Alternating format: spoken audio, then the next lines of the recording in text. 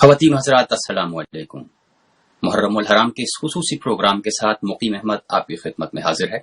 ہمارے آج کے مہمان ممتاز عالم دین القرآن کمپلیکس راولپنڈی کے روح رواں حافظ نسیم محمود خلیل صاحب۔ حافظ صاحب، آپ کی تشریف آوری کا شکریہ۔ میرا پہلا سوال آپ کی خدمت میں یہ ہے کہ محرم الحرام کے مہینے کی اہمیت اور فضیلت کیا ہے؟ بسم اللہ الرحمن الرحیم۔ شکریہ مقیم احمد خان۔ محرم الحرام قرآن کریم فرقان حمید نے 4 مہینوں کی عظمت بیان فرمائی۔ اللہ تبارک و تعالی نے ارشاد فرمایا کہ ان عدت الشہور عند اللہ 10 شہرا فی کتاب اللہ یوم خلق السماوات والارض منها 4 حرم۔ 4 مہینے اللہ تبارک و تعالی نے اللہ کے نزدیک وہ 4 مہینے جو ہیں وہ حرمت والے ہیں، اور 4 مہینے میں محرم بھی شامل ہے۔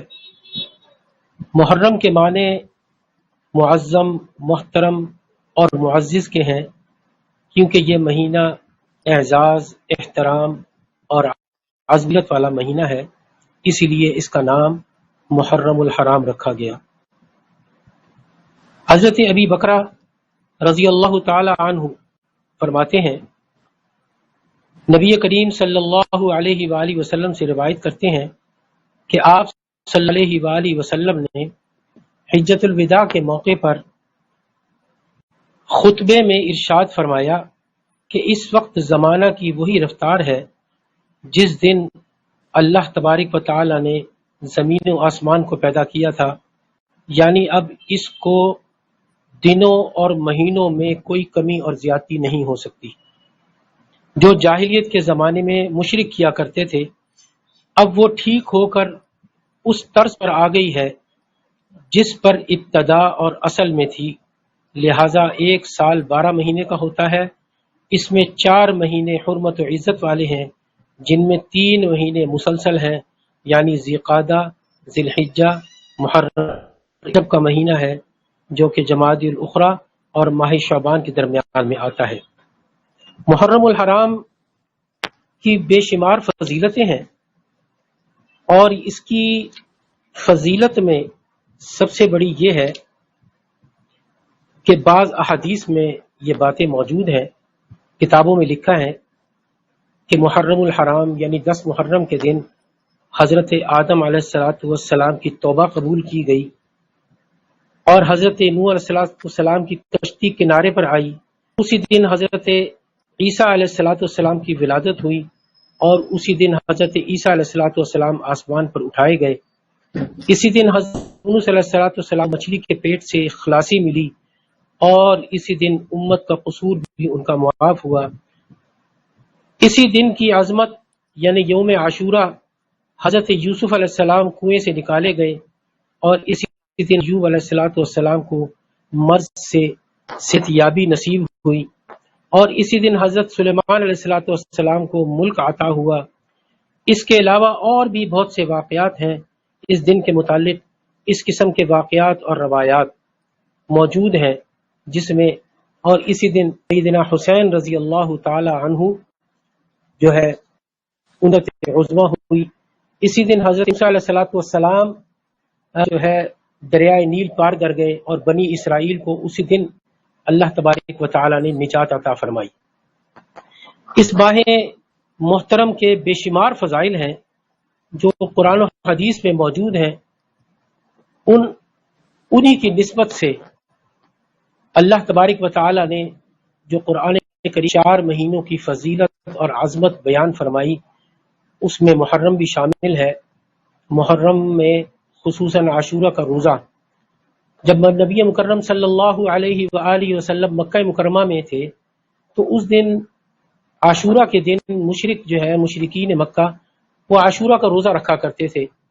تو جب آپ مدینہ منورہ تشریف لائے ہجرت کے بعد، تو وہاں پر بھی دیکھا کہ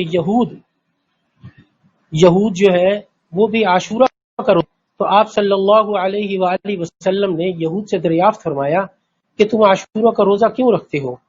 تو انہوں نے کہا کہ اس دن بنی اسرائیل کو فرعون سے نجات ملی اور اللہ تبارک و تعالی نے فرعون سے بنی اسرائیل کو نجات دی، تو اسی خوشی میں ہم عاشورہ کا روزہ رکھتے ہیں۔ تو آپ صلی اللہ علیہ وآلہ وسلم نے فرمایا کہ حضرت موسیٰ علیہ السلام تم سے زیادہ ہمارے ہیں، تو آپ صلی اللہ علیہ وآلہ وسلم نے فرمایا کہ ہم بھی عاشورہ کا روزہ رکھیں گے۔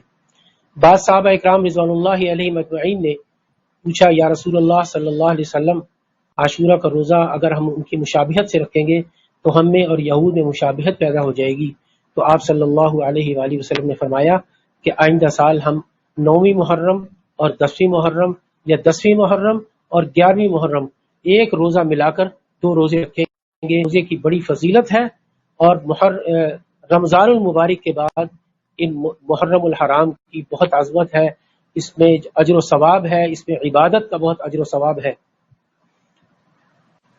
اس کے بعد جی یہ جو آیات قرآن کریم فرقان حمید میں ہے، یا ایھا الذین آمنوا استعینوا بالصبر والصلاۃ ان اللہ مع الصابرین ولا تقولوا لمن يقتل في سبيل الله اموات بل احیاء ولكن لا تشعرون وَلَنَبْلُوَنَّكُمْ بِشَيْءٍ مِّنَ الْخَوْفِ وَالْجُوعِ وَنَقْصٍ مِّنَ الْأَمْوَالِ وَالْأَنفُسِ وَالثَّمَرَاتِ وَبَشِّرِ الصَّابِرِينَ الَّذِينَ إِذَا أَصَابَتْهُمْ مُصِيبَةٌ قَالُوا إِنَّا لِلَّهِ وَإِنَّا إِلَيْهِ راجعون أُولَٰئِكَ عَلَيْهِمْ صَلَوَاتٌ مِّن رَّبِّهِمْ وَرَحْمَةٌ وَأُولَٰئِكَ هُمُ الْمُهْتَدُونَ۔ آپ کو معلوم ہے کہ 10 محرم الحرام سن 61 ہجری، یعنی نبی مکرم صلی اللہ علیہ وآلہ وسلم کے اس دنیا سے پردہ فرمانے کے 61 سال بعد ایک افسوسناک حادثہ دشت کربلا میں پیش آیا، جس میں سبط رسول سیدنا حسین رضی اللہ تعالی عنہ اور آپ کے خانوادے کے اکثر افراد نیز آپ کے اعوان اظہار کی کثیر تعداد نے جام شہادت نوش فرمایا تھا۔ اس حادثے کے متعلق یہ بات اچھی طرح سمجھ لینی چاہیے کہ یہ حادثہ اچانک ظہور پذیر نہیں ہوا۔ اگر آپ پیچھے کی طرف جائیں تو یہ حادثہ جس کی ابتدا حضرت عمر فاروق دوئم خلیفہ راشد سیدنا عمر فاروق رضی اللہ تعالی عنہ کی شہادت سے اس کی ابتدا ہوئی، اور اس کی انتہا 10 محرم الحرام سیدنا حسین رضی اللہ تعالی عنہ کی شہادت پر منتج ہوا۔ یہ ایک سازش تھی بہت بڑی اسلام کے خلاف۔ حضرت حسین رضی اللہ تعالی عنہ کی شہادت کا واقعہ کوئی شخصی واقعہ نہیں ہے، اس کا تعلق صرف اسلام کی تاریخ ہی سے نہیں ہے بلکہ اسلام کی اصل حقیقت سے ہے، یعنی وہ حقیقت جس کا حضرت اسماعیل علیہ السلام کی ذات سے ظہور ہوا، وہ بتدریج ترقی کرتی ہوئی حضرت عیسیٰ علیہ السلام کی ذات تک پہنچ کر گم ہو گئی، اور اس کو حضرت حسین رضی اللہ تعالی عنہ نے اپنی سرفروشی سے مکمل کر دیا۔ آپ کو معلوم ہے کہ خلوت دنیا آباد کرنے کے لیے ہمیشہ اجڑتا رہا۔ حضرت ابراہیم علیہ السلام نے ہجرت فرمائی، حضرت موسیٰ علیہ السلام نے گھر بار چھوڑا، حضرت السلام در در پھرے، اور نبوت محمدی میں سے سیدنا حسین رضی اللہ تعالی عنہ اور ان کے خاندان نے میدان میں اس خانہ ویرانی کو مکمل کر دیا۔ حضرت اسماعیل علیہ السلام سے خاندان نبوت کا سلسلہ ملا ہوا ہے۔ انہوں نے ایک وادی غیر ذی زرع میں شدت پیاس سے ایڑیاں رگڑی۔ سیدنا حسین رضی اللہ تعالی عنہ بھی میدان کربلا میں اس خاندان کی روش کو سیدنا حسین رضی اللہ تعالی عنہ نے زندہ رکھا۔ محرم الحرام آپ کو معلوم ہے بے شمار واقعات حضرت حسین رضی اللہ تعالی عنہ کے ساتھ بھی ہیں، اور اسلام کے بے شمار واقعات اس میں موجود ہیں۔ ایک واقعہ حضرت حسین رضی اللہ تعالی عنہ کی شہادت سے متعلق یہ بتلاتا چلوں کہ ام المؤمنین حضرت ام سلمہ رضی اللہ تعالی عنہا، ان کے بارے میں بتاتا چلوں، زوجہ رسول صلی اللہ علیہ وآلہ وسلم ہے، اور یہ آخری زوجہ ہیں رسول اللہ صلی اللہ علیہ وآلہ وسلم، جو سب سے آخر میں مارکہ کربلا سے پہلے جن کا انتقال ہوا، اس دنیا سے پردہ فرما گئیں۔ وہ فرماتی ہے کہ ایک دن میں سوئی ہوئی تھی، اچانک آنکھ کھلی، خواب دیکھا میں نے، اور خواب میں رسول اللہ صلی اللہ علیہ وآلہ وسلم میرے پاس تشریف لائے۔ آپ کے سر میں اور داڑھی غبار آلود تھی، کپڑے بھی غبار آلود تھے۔ تو آپ صلی اللہ علیہ وآلہ وسلم اس طریقے سے میرے سامنے تشریف فرما ہوئے۔ میں گھبرا گئی، میں نے کہا یا رسول اللہ صلی اللہ علیہ وآلہ وسلم یہ کیا حال ہے؟ فقلت ما لک، تو رسول اللہ صلی اللہ علیہ وآلہ وسلم نے فرمایا ام سلمہ، میں حسین کی شہادت دیکھ رہا ہوں، میں حسین کی شہادت دیکھتا آیا ہوں۔ تو رسول اللہ صلی اللہ علیہ وآلہ وسلم کی وہ خواب جو ہے وہ سچا ہو گیا کہ آپ صلی اللہ علیہ وآلہ وسلم نے حضرت رضی اللہ تعالی عنہ کو دنیا ہی میں شہادت کی بشارت عطا فرما دی تھی کہ میدان کربلا میں حسین رضی اللہ تعالی عنہ کی شہادت ہوگی۔ حضرت ابو ہریرہ رضی اللہ تعالی عنہ فرماتے ہیں کہ آقا نامدار صلی اللہ علیہ وآلہ وسلم نے فرمایا کہ جس نے حسن حسین سے محبت کی اس نے مجھ سے محبت کی، اور جس نے حسن حسین سے دشمنی کی گویا اس نے مجھ سے دشمنی کی۔ نبی کریم صلی اللہ علیہ وآلہ وسلم نے ایک اور حدیث میں فرمایا کہ الحسین منی وانا من الحسین، حسین مجھ سے ہے اور میں حسین سے ہوں۔ اسی طرح حضرت حسین رضی اللہ تعالیٰ عنہ کی بے شمار فضیلتیں ہیں اور عظمتیں ہیں۔ آپ کے نانا انبیاء کے سردار صلی اللہ علیہ وسلم، آپ کی والدہ محترمہ سیدہ فاطمہ الزہرا رضی اللہ تعالیٰ عنہ جنت میں عورتوں کے سردار، اور آپ کے والد محترم علی رضی اللہ تعالیٰ عنہ امت کے ولیوں کے سردار، اور حسن حسین جن کے بارے میں نبی کریم صلی اللہ علیہ وآلہ وسلم نے فرمایا کہ نوجوانان جنت کے سردار ہیں۔ حضرت حسین رضی اللہ تعالیٰ عنہ کے ساتھ میدان کربلا میں جو آوار و انصار تھے، جو لوگ موجود تھے، ان میں آپ کی خواتین بھی اس میں موجود تھی، سیدہ زینب، سیدہ سکینہ رضی اللہ تعالی عنہ، اور اس کے علاوہ چھوٹے چھوٹے بچے بھی آپ کے ساتھ تھے، سیدنا علی اصغر اور سیدنا علی اکبر سلام اللہ علیہم، یہ بھی موجود تھے، اور ان کی بھی شجاعت کی داستانیں بے شمار۔ حضرت علی اصغر سلام اللہ علیہ، ان کے بارے میں فرماتے ہیں کہ بہت چھوٹے تھے، ان کے گلے پہ تیر لگا۔ اسی طرح علی اکبر نوجوانی کے عالم میں تھے، یہ بھی میدان کربلا میں جام شہادت نوش کیا۔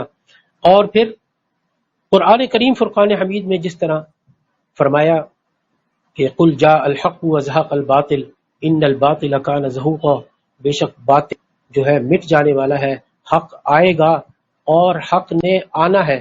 قل جاء الحق وزهق الباطل ان الباطل کان زہوقا۔ اس کے ساتھ ساتھ حضرت حسین رضی اللہ تعالی عنہ کے ساتھ ان کے خاندان میں خواتین کا بھی بہت بہترین کردار ہے۔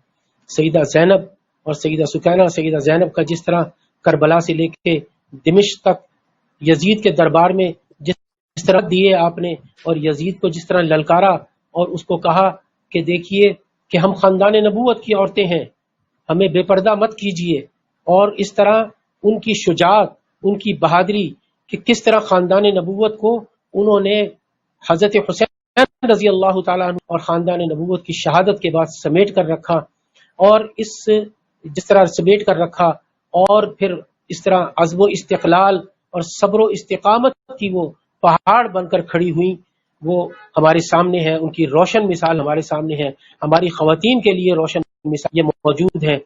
اور اس کے ساتھ ساتھ پھر اس کے بعد حضرت حسین رضی اللہ تعالی عنہ کے بعد جس طرح سیدہ زینب اور سیدنا سکینہ رضی اللہ تعالی عنہ، اور انہوں نے خاندان نبوت کو جوڑے رکھا، خاندان نبوت کا سلسلہ چلائے رکھا۔ یزید کے دربار میں جس طریقے سے انہوں نے خطبات دیے، یزید کو جس طرح للکارا، وہ ہمارے سامنے روشن مثالیں ہیں۔ اللہ تبارک و تعالی ہمیں کربلا کے شہداء کے نقش قدم پر چلنے کی توفیق عطا فرمائے۔ وآخر دعوانا الحمدللہ رب العالمین۔ حافظ صاحب، میرا سوال یہ ہے کہ واقعہ کربلا کے اسباب کیا تھے؟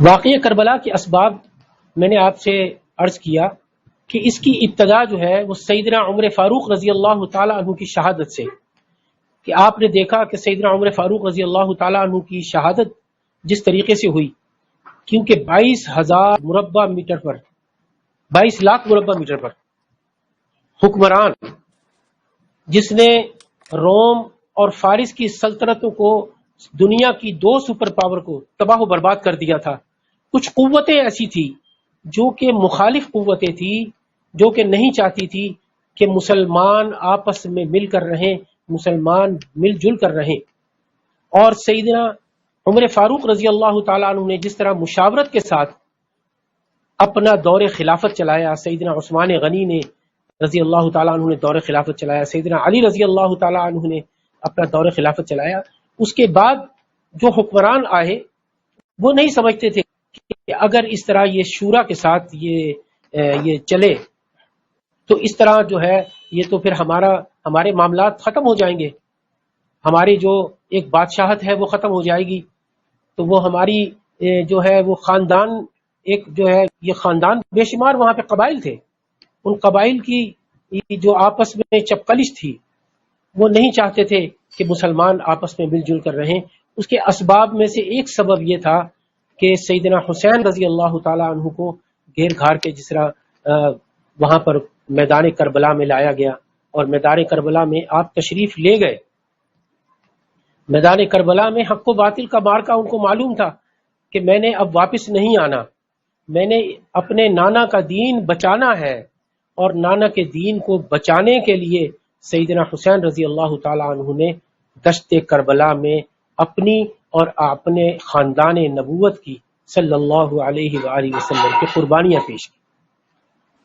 حافظ صاحب، یہ واقعہ کربلا کا احادیث میں بھی ذکر ہے کہ رسول اللہ صلی اللہ علیہ وسلم کو، جیسے آپ نے پہلے فرمایا کہ بھئی ان کو آنے والے زمانوں کا اور آنے والے وقت کا بھی پتہ، اور وہ حضرت امام حسین کی شہادت کو دیکھ بھی رہے تھے، اس کا کچھ ذکر آپ فرمائیں۔ جی میں نے ابھی وہ ام المؤمنین ام سلیمہ رضی اللہ تعالی عنہ کا وہ خواب ابھی آپ کو سنایا کہ احادیث میں ترمذی شریف میں یہ خواب موجود ہے کہ حضرت ام سلمہ رضی اللہ تعالی عنہ وہ آخری زوجہ رسول ہے جن کا سب سے آخر میں انتقال ہوا مارکہ کربلا سے پہلے۔ وہ فرماتی ہیں کہ ایک دن میں جو ہے سوئی ہوئی تھی، اچانک رسول اللہ صلی اللہ علیہ وآلہ وسلم میرے خواب میں تشریف لائے، اور نبی کریم صلی اللہ علیہ وآلہ وسلم کے بال اور داڑھی مبارک غبار آلود تھے، تو آپ رضی اللہ تعالی عنہ نے پوچھا یا رسول اللہ صلی اللہ علیہ وآلہ وسلم یہ حالت؟ تو آپ صلی اللہ علیہ وآلہ وسلم نے فرمایا، بڑے غمگین تھے، آپ صلی اللہ علیہ وآلہ وسلم نے فرمایا کہ میں حسین کی شہادت دیکھ رہا ہوں۔ یہ حدیث میں موجود ہے، احادیث میں اس کے علاوہ بھی بے شمار جو ہے وہ واقعات موجود ہیں کہ نبی کریم صلی اللہ علیہ وآلہ وسلم نے اس کی پیشگی، اس شہادت کی اور واقعہ کربلا کی پیشگی اطلاع فرما دی تھی۔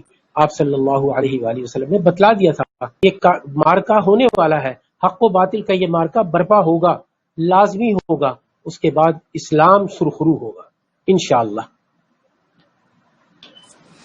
اچھا، حضرت امام حسین کی تربیت اور شہادت، اس میں کیا کنیکشن ہے؟ جی حضرت حسین رضی اللہ تعالی عنہ کی تربیت، جیسا کہ آپ کو علم میں ہے کہ تربیت کس نے کی؟ تربیت امام الانبیاء حضور سرور کونین صلی اللہ علیہ وآلہ وسلم نے ان دونوں بھائیوں کی، سیدنا حسین رضی اللہ تعالیٰ عنہ اور سیدنا حسن رضی اللہ تعالیٰ عنہ کی بنفس نفیس خود فرمائی۔ نبی کریم صلی اللہ علیہ وآلہ وسلم خود تربیت فرمایا کرتے تھے ان دونوں کی۔ یہ جنت کے پھول تھے، یہ جنت کے پھول ہیں، یہ نوجوانوں کے سردار تھے، یہ نوجوانوں کے جنت کے سردار ہیں۔ اور نبی کریم صلی اللہ علیہ وآلہ وسلم ان کو اپنی جان سے بھی زیادہ پیار کرتے تھے. آپ نے ان کی خاندان اپنی نبوت کے طرز پر جو ہے ان کی تربیت فرمائی آپ صلی اللہ علیہ وآلہ وسلم نے. اس کے ساتھ سیدنا علی رضی اللہ تعالی عنہ نے جتنی بھی جنگیں لڑی اس میں سیدنا حسن رضی اللہ تعالی عنہ اور سیدنا حسین رضی اللہ تعالی عنہ کو اپنے ساتھ لے جایا کرتے تھے, اس کی تربیت دلایا کرتے تھے اور شہادت کے لیے تیار کیا کرتے تھے. حضرت علی رضی اللہ تعالیٰ عنہ اکثر اپنی جنگوں میں ساتھ لے جایا کرتے تھے, جس میں بعض دفعہ نبی کریم صلی اللہ علیہ وآلہ وسلم بھی تشریف کرتے تھے کہ تاکہ یہ شہادت کے لیے اپنے آپ کو تیار کریں. اور اسی طرح نبی کریم صلی اللہ علیہ وسلم اور دوسرے صحابہ اکرام رضوان اللہ علیہم اجمعین نے, حضرت عمر فاروق نے, حضرت عثمان غنی نے, سیدنا علی رضی اللہ تعالیٰ عنہ نے, ان تمام صحابہ اکرام نے حضرت حسنین رضی اللہ تعالی عنہ کی اسی طریقے سے تربیت فرمائی کہ یہ جنگوں میں ایک جنگجو بہترین ایک سپاہی, اسلام کے سپاہی بن کر یہ دنیا میں اپنا اور خاندان نبوت کا نام روشن کریں. اس طریقے سے ان کی تربیت ہوئی. اور سب سے بڑی تربیت نبی مکرم صلی اللہ علیہ وآلہ وسلم نے فرمائی. رسول اللہ صلی اللہ علیہ وسلم کی بہت محبت اور شفقت تھی امام حسن اور امام حسین علیہ السلام کے ساتھ, اور بے شمار واقعات ہیں. تو آپ سے میں گزارش کروں گا کہ کچھ واقعات ہماری نوجوان نسل کے لیے پیش کریں کہ وہ کس محبت تھی اور کیا واقعات ہوئے کہ جو ظاہر کرتے تھے کہ رسول اللہ بے تحاشا پیار کرتے تھے اپنے نوازوں سے. جی کوئی شک نہیں, اسی لیے ان کو جنت کے نوجوانان جنت کا سردار ان کو کہا گیا. سب سے بڑی دلیل تو یہی ہے ہمارے نوجوانوں کے لیے, سب سے بڑی دلیل کہ حسین جیسا جو ہے کردار, حسنین جیسا کردار اپنائیں, حسین جیسا اپنے آپ کو ڈھالیں, حسنین کریمین رضوان اللہ تعالی علیہم اجمعین جیسے کردار کو اپنے ساتھ ڈالیں. نبی کریم صلی اللہ علیہ وسلم نے فرمایا کہ علی وانا من الحسین, حسین سے ہے اور میں حسین سے. اس سے کیا ہوگی کہ آقا اللہ علیہ وآلہ وسلم فرما رہے ہیں کہ حسین مجھ سے ہے اور میں حسین سے ہوں. بچپن کے واقعات بے شمار موجود ہیں کہ نبی کریم صلی اللہ علیہ وآلہ وسلم جب نماز ادا فرمایا کرتے تھے تو حضرت حسین اور حسنین کریمین رضوان اللہ تعالی علیہم اجمعین حضور صلی اللہ علیہ وسلم جب سجدے میں جایا کرتے تھے آپ کندھے پر بیٹھ جایا کرتے تھے, دونوں بھائی سجدے میں, اور آپ صلی اللہ علیہ وآلہ وسلم سجدے سے اس وقت تک سر رہتے تھے جب تک حسنین کریمین رضوان اللہ تعالی علیہم اجمعین آپ کی پیٹھ سے نہ اتر جاتے تھے. ایک مرتبہ صدیق اکبر رضی اللہ تعالیٰ عنہ تشریف لائے تو دیکھا کہ حضرت حسنین کریمین رضوان اللہ تعالی علیہم اجمعین نبی مکرم صلی اللہ علیہ وآلہ وسلم کے جو ہے وہ پیٹھ پر سوار ہیں, آپ سجدے میں تشریف فرما ہیں. تو حضرت ابوبکر صدیق رضی اللہ تعالیٰ عنہ نے فرمایا کیا خوبصورت سوار ہے, کیا خوبصورت سوار ہے. تو آپ تو جو سوار ہے تو آپ رضی اللہ تعالیٰ عنہ بہت خوش ہوئے اس کو دیکھ کر. ایک مرتبہ آپ بازار میں تشریف لے جا رہے تھے, حضرت حسن رضی اللہ تعالیٰ عنہ بہت چھوٹے تھے, بچے تھے, آپ رضی اللہ تعالیٰ عنہ سامنے سے تشریف لا رہے تھے. سیدنا صدیق اکبر رضی اللہ تعالیٰ عنہ کے ساتھ سیدنا علی رضی اللہ تعالیٰ عنہ بھی تھے. آپ حضرت ابوبکر صدیق رضی اللہ تعالیٰ عنہ نے اپنے دونوں بازو پھیلائے اور سیدنا حسن رضی اللہ تعالیٰ عنہ کے اپنے سینے سے چمٹا لیا اور لے کر کھڑے ہو گئے اور اپنے کندھے پر سوار کر لیا اور فرمایا کہ میرے رسول کی شبیہ ہے, یہ علی کی شبیہ نہیں ہے, یہ میرے رسول کی اور میرے آقا کی شبیہ ہے. اتنی محبت اور اتنی جو ہے احترام کیا کرتے تھے صحابہ اکرام رضوان اللہ علیہم اجمعین کی. ایک اور واقعہ سناتا چلوں, حضرت عمر فاروق رضی اللہ تعالیٰ عنہ کی خلافت کا بڑا مشہور واقعہ ہے کہ سیدنا عمر فاروق رضی اللہ تعالیٰ عنہ ایک مرتبہ خطبہ جمعہ ادا فرما رہے تھے. حضرت حسین رضی اللہ تعالیٰ عنہ چھوٹے تھے اور حضرت عمر فاروق رضی اللہ تعالیٰ عنہ کے صاحبزادے عبداللہ بن عمر رضی اللہ تعالیٰ عنہ دونوں مسجد نبی صلی اللہ علیہ وآلہ وسلم کے باہر کھیل رہے تھے. اتنے میں حضرت حسین رضی اللہ تعالیٰ عنہ مسجد نبی صلی اللہ علیہ وآلہ وسلم کے دروازے پر کھڑے ہوئے اور عبداللہ بن عمر رضی اللہ تعالیٰ عنہ کو بلایا کہ عبداللہ ادھر آؤ. عبداللہ ادھر آئے تو حضرت عمر فاروق رضی اللہ تعالیٰ عنہ میرے رسول پر خطبہ ادا فرما رہے تھے. اتنے میں سامنے جو مسجد نبی صلی اللہ علیہ وآلہ وسلم کی گلی تھی اس میں کچھ بچے کھیل رہے تھے. اس میں سیدنا حسین رضی اللہ تعالیٰ عنہ اور حضرت عمر فاروق رضی اللہ تعالیٰ عنہ کے صاحبزادے عبداللہ بن عمر رضی اللہ تعالیٰ عنہ وہ بھی کھیل رہے تھے. بچے تھے چونکہ. تو کھیلتے کھیلتے حضرت حسین رضی اللہ تعالیٰ عنہ مسجد نبی صلی اللہ علیہ وآلہ وسلم کے دروازے پر تشریف لے آئے. صحابہ اکرام رضوان اللہ علیہ مجمعین کا مجمع مسجد نبی صلی اللہ علیہ وآلہ وسلم بھری ہوئی تھی اور خطبہ ارشاد فرما رہے تھے سیدنا عمر فاروق رضی اللہ تعالیٰ عنہ. حسین رضی اللہ تعالیٰ عنہ نے عبداللہ بن عمر رضی اللہ تعالیٰ عنہ کو آواز دی, یا عبداللہ تعال ہنا. عبداللہ بن عمر رضی اللہ تعالیٰ عنہ تشریف لے آئے, دروازے پر آ گئے تو حضرت حسین رضی اللہ تعالیٰ حضرت عمر فاروق رضی اللہ تعالیٰ عنہ کی طرف اشارہ فرماتے ہیں انگلی سے اور عبداللہ کو کہتے ہیں کہ یا عبداللہ انہیں جانتے ہو؟ تو حضرت عبداللہ بن عمر رضی اللہ تعالیٰ عنہ فرماتے ہیں کہ ہاں میرے بابا ہیں. تو کہا تمہارے بابا ہیں؟ کہا کہ ہاں میرے بابا ہیں. سیدنا حسین رضی اللہ تعالیٰ عنہ فرمایا کہ تمہارے بابا ہیں ہمارے غلام ہیں. یہ بات ختم ہو گئی. حضرت حسین رضی اللہ تعالیٰ عنہ گھر تشریف لے گئے. حضرت عبداللہ بن عمر رضی اللہ تعالیٰ عنہ انتظار میں کہ کب جمعہ ختم ہو اور بابا باہر تشریف لائے, میں ان کے ساتھ گھر چلا جاؤں. جو ہی گھر میں داخل ہوئے حضرت عمر فاروق رضی اللہ تعالیٰ عنہ تو عبداللہ بن عمر رضی اللہ تعالیٰ عنہ فرماتے ہیں کہ میں نے اپنے بابا سے کہا کہ بابا جان عجیب واقعہ ہوا. ہم گلی میں کھیل رہے تھے, آپ منبر رسول پر خطبہ ارشاد فرما رہے تھے. حسین رضی اللہ تعالیٰ عنہ فرماتے ہیں کہ تم انہیں جانتے ہو؟ تو میں نے کہا ہاں میرے بابا ہیں. فرمایا تمہارے بابا ہیں ہمارے غلام ہیں. آج یہ الفاظ کہے گئے میرے بابا کے بارے میں. حسین نے کہا کہ یہ ہمارے غلام ہیں.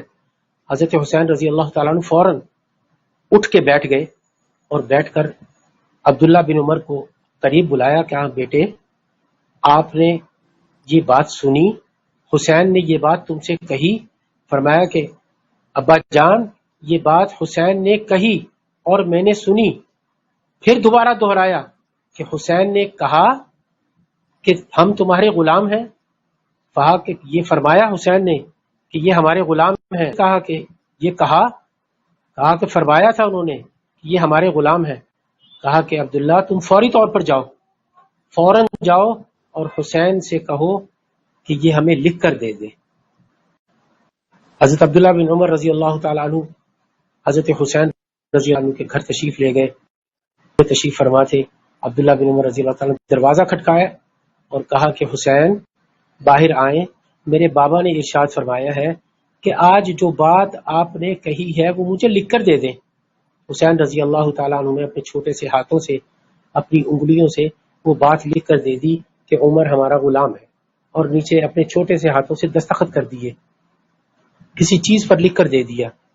حضرت عبداللہ بن عمر فوراً واپس ہوئے اور گھر تشریف لے گئے اور وہ کاغذ کا ٹکڑا یا وہ پتا تھا جو کچھ بھی تھا وہ اپنے والد حضرت عمر فاروق رضی اللہ تعالیٰ عنہ کو دیا کہ ابا جان یہ میں لکھوا لایا ہوں. حسین نے لکھا ہے کہ عمر ہمارا غلام ہے. حضرت حسین رضی اللہ تعالیٰ عنہ نے اسے دونوں آنکھوں سے لگایا اس رقعے کو اور اس کو چوما اور اس کو سینے سے لگایا. کہا کہ میری بخشش کے لیے یہ رقعہ ہی کافی ہے. اللہ اکبر, سبحان اللہ, سبحان اللہ. صحابہ اکرام رضوان اللہ علیہ مجمعین کے ایسے ایسے واقعات ہیں کہ سن کر انسان حیران رہ جاتا ہے کہ حسنین کریمین کے ساتھ کتنی محبت تھی, کس طرح محبت سے پیش آتے تھے صحابہ اکرام رضوان اللہ علیہ مجمعین, کس طرح آپس میں محبت اور الفت تھی صحابہ اکرام کی حسنین کریمین کے ساتھ رضوان اللہ تعالی علیہ مجمعین. جی حافظ صاحب, واقعہ کربلا کے بعد جب خانوادہ رسول کو پا پیادہ اور بڑی مشکل سے بھرپور اس سفر پہ روانہ کیا گیا دمشق تک، جو اس وقت ملک شام کا بھی خیر دارالحکومت ہے، اور بیا کی مسجد میں جہاں پہ یزید ملعون کا دربار تھا، وہاں پہ جو انہوں نے قائدانہ کردار ادا کیا اور جو عظیم الشان خطبہ ارشاد فرمایا، آج تک تاریخ میں جتنے بڑے خطابات ہیں، جیسے رسول اللہ صلی اللہ علیہ وسلم کا خطبہ جمعہ، حضرت جعفر طیار کا نجاشی حبشہ کے دربار میں خطاب، اور اسی درجے میں سیدہ زینب کا عالمگیر خطاب کہ وہ اس وقت کا امیر مطلق ممبر پہ بیٹھا ہو، اس کا دربار لگا ہو، اور نو عمر سیدہ زینب وہاں تشریف لے جاتی ہیں اور جس طریقے سے اس کو بھرے دربار میں للکارتی ہیں، اور جو قائدانہ کردار انہوں نے اس سفر کے دوران ادا کیا، اس پر کچھ ارشاد فرمائیے۔ سیدہ زینب سلام اللہ علیہ، حضرت حسین رضی اللہ تعالیٰ عنہ کی شہادت کے بعد خاندان نبوت کے جو بچے کچے لوگ تھے ان کو سمیٹا، اور اس کے بعد ان کو دمشق لے جایا گیا، دربار خلافت میں، دربار یزید میں، دربار خلافت کہا میں نے، دربار یزید میں وہاں لے جایا گیا، اور وہاں پر سیدہ زینب سلام اللہ علیہا نے جو خطبہ ارشاد فرمایا، اور کئی خطبے ہیں، ان میں سے ایک خطبہ جو اس کے دربار میں یزید کو للکارا، اس میں اس کی آمریت کو للکارا، اور اس کی نام نہاد خلافت کو، اس کی آمریت کو للکارا، اور اس کے جو ہے جو اس کے لوگ تھے ان کو للکارا کہ ہم خاندان نبوت کے لوگ ہیں، ہمیں جو ہے بے نقاب مت کرو۔ اور اس میں جو ہے انہوں نے سیدہ زینب سلام اللہ علیہا نے جس طریقے سے اس کی جو ہے وہ آمریت کو بے نقاب کیا، وہ تاریخ میں سنہرے حروف سے لکھنے کے قابل ہیں ان کے خطبات۔ انہوں نے مختلف جگہوں پر خطبے دیے کہ لوگوں، ہم جو ہے خاندان نبوت کے اور خاندان نبوت کے چشم و چراغ ہیں، ہمارے ساتھ یہ سلوک مت کرو، ورنہ امت دوبارہ کبھی بھی یکجا نہیں ہو سکے گی، امت دوبارہ ایک نہیں ہو سکے گی۔ لوگوں، ہمارے ساتھ حسن سلوک سے پیش آؤ۔ ہمارے بھائی سیدنا حسین رضی اللہ تعالیٰ عنہ، سیدنا حسن کے ساتھ جو سلوک تم نے کیا وہ قیامت تک وہ ناقابل تلافی ہے، لیکن وہ سلوک جو ہے جو تم نے کیا، تم برباد ہو جاؤ گے، تمہارا نام لینے والا نہیں ہوگا، لیکن خاندان نبوت کا اور حسین رضی اللہ تعالی قیامت تک نام روشن اور زندہ رہے گا، زندہ و جاوید رہے گا۔ اس لیے حضرت زینب سلام اللہ علیہ جو خطبہ ارشاد فرمایا، وہاں پر حضرت زینب سلام اللہ علیہ نے اس خطبے میں انہوں نے تمام خاندان نبوت پر جو غموں کے پہاڑ توڑے گئے اس پر انہوں نے بتلایا ان کو، اور اپنی جو ہے وہ گنوائی گئی کہ اسلام کے لیے کتنی خدمات، اسلام کو یہاں تک پہنچانے میں کتنی خدمات ہیں، اور پھر ساتھ ساتھ انہوں نے فرمایا کہ اسلام کو بچانے کے لیے بھی ہم قربانی دیں گے، اور ہم نے قربانیاں دی ہیں، اور خاندان نبوت قیامت تک قربانیاں دے گا۔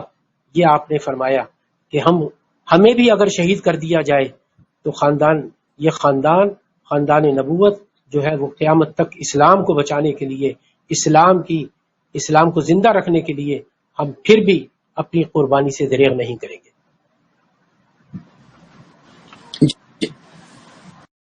آپ صاحب، آپ یہ فرمائیں کہ محرم الحرام کے مضمون اعمال کیا ہیں؟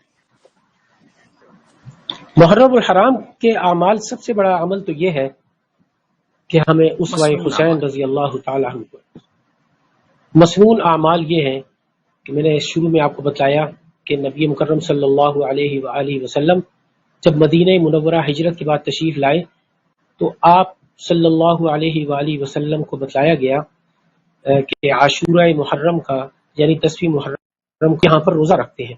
ویسے تو مشرکین مکہ بھی روزہ رکھا کرتے تھے اس دن، لیکن آپ صلی اللہ علیہ وآلہ وسلم جب یہاں تشریف لائے مدینہ منورہ میں تو آپ صلی اللہ علیہ وآلہ وسلم نے پوچھا بھئی یہ روزہ کیوں رکھتے ہیں؟ آپ صلی اللہ علیہ وآلہ وسلم کو بتلایا گیا کہ یہود اس لیے روزہ رکھتے ہیں کہ اس دن 10ویں محرم کو عاشورہ کے دن حضرت موسیٰ علیہ السلام اور بنی اسرائیل کو فرعون سے اللہ تبارک و تعالی نے نجات دی تھی. تو اس خوشی میں، اس نجات کی خوشی میں یہود جو ہے وہ عاشورہ کا روزہ رکھتے ہیں. تو آپ صلی اللہ علیہ وآلہ وسلم نے فرمایا کہ حضرت موسیٰ علیہ السلام یہود سے زیادہ ہمارے پیارے ہیں، ہمارے نبی ہیں، لہٰذا ہم بھی عاشورہ کا روزہ رکھیں گے. تو صحابہ اکرام رضوان اللہ علیہم اجمعین نے سوال کیا کہ یا رسول اللہ صلی اللہ علیہ وآلہ وسلم اس طرح تو ہم میں اور یہود میں مشابہت پیدا ہو جائے گی.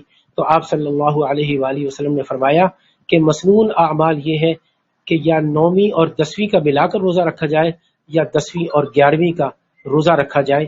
اس دن کا روزہ بہت ہی جو ہے مسنون روزہ ہے، اور یہ روزے جو ہے اس میں رکھے جائیں اگر تو بے شمار گناہ جو ہے معاف ہو جاتے ہیں. صلی اللہ علیہ وآلہ وسلم نے فرمایا کہ پچھلے جو 1 سال کے گناہ جو ہیں عاشورہ کے روزے رکھنے کے پچھلے 1 سال کے گناہ معاف ہو جاتے ہیں. اور بڑی برکتیں ہیں، بڑی فضیلتیں ہیں. مسنون اعمال یہ ہیں کہ اس میں حضرت حسین رضی اللہ تعالیٰ عنہ کا اسوہ اپنایا جائے. لقد کان لکم فی رسول اللہ اسوۃ حسنہ، اس لیے کہ وہ عکس نبی تھے. حضرت حسین رضی اللہ تعالیٰ عنہ عکس نبی تھے کہ جیسے نبی کریم صلی اللہ علیہ وآلہ وسلم نے خود تربیت فرمائی تھی ان کی، ظاہر ہے وہ عکس نبی تو ہونا ہی تھا انہوں نے. تو عکس نبی جو ہے وہ نبی کریم صلی اللہ علیہ وآلہ وسلم کا عکس تھے، اور اس عکس کو اپنایا جائے، ان کے اسوہ حسنہ پہ چلا جائے، ان کے بتلائے ہوئے راستے پر چلا جائے. یہ مسنون اعمال ہیں. اور یہ نہیں کہ ہم بس صرف محرم میں ہی ان کو یاد کریں، محرم میں نہیں بلکہ ان کے اسوا پر ہر وقت چلا جائے، ان کے اس پر ان کے حسنات، ان کے جو ہے جتنے بھی ان کے اسوے اپنایا جائے. حضرت حسین رضی اللہ تعالیٰ عنہ.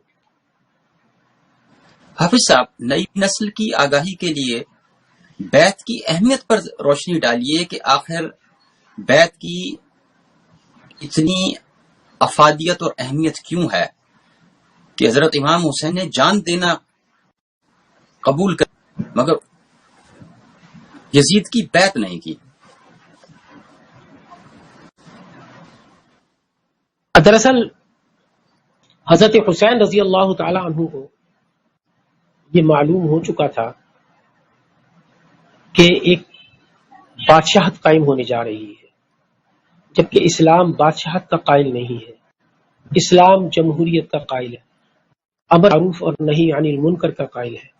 اسلام نے ہمیں ایک راستہ بتا دیا، وَأَمْرُهُمْ شُورَى بَيْنَهُمْ، ہمیں مشورہ کریں اور شورا بنائیں اور اس میں فیصلہ کریں. شخصی آمریت کا اسلام میں کوئی تصور نہیں. حضرت حسین رضی اللہ تعالیٰ عنہ کو معلوم ہو چکا تھا. حضرت حسین کوئی اقتدار کے لیے وہاں نہیں گئے تھے، وہ دین کو بچانے کے لیے وہاں تشریف لے گئے تھے. ان کا جو ہے مطمع نظر جو ہے وہ کرسی نہیں تھی، ان کا مطمع نظر جو ہے دین اور اپنے نانا کا دین بچانے کے لیے، کہ میرے نانا نے جو راستہ بتلایا، جو نظام دیا، اس نظام کو بچانا ہے. اور یزید کی بیعت اس وجہ سے حضرت حسین رضی اللہ تعالیٰ عنہ نے نہیں کی کہ یزید فاسق و فاجر ایک انسان تھا، کہ اگر آج اس کی بیعت کر لی گئی تو اس کے بعد کوئی بھی انسان اسلام میں ایک ایسی دراڑ اور ایک وہ پڑ جائے گی، ریت پڑ جائے گی کہ آنے والے قیامت تک جو ہے یہ ایسی ریت پڑ جائے گی کہ یہ بادشاہت اور یہ بیعت جو ہے جس طریقے سے یزید کروا رہا تھا، وہ بیعت جو ہے پھر وہ ہر شخص جو ہے وہ اٹھ کر جو ہے وہ آمریت کا نعرہ لگاتا اور تہہ تیغ کر دیتا سب لوگوں کو، اور اس کے بعد جو ہے وہ کرسی پر براجمان ہو جاتا. حضرت حسین رضی اللہ تعالیٰ عنہ کا یہ مطمع نظر نہیں تھا.